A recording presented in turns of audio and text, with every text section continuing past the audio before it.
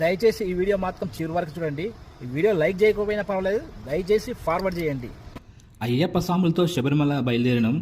కర్ణాటక కేరళ సరిహద్దులో ఓ ముగ్గురు ముస్లిం సోదరులు వచ్చి ఇరుముడి పడిపోయిందని మాకు చెప్పినారు.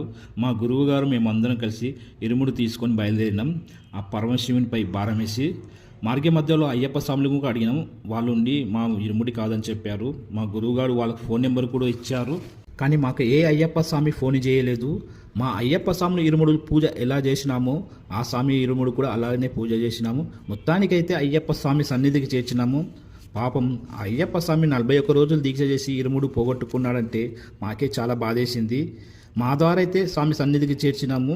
ఈ వీడియో అతను చేరేంత వరకు షేర్ చేయండి. శివుని ఆజ్ఞ లేనిదే చీమైనా కుట్టదంటారు.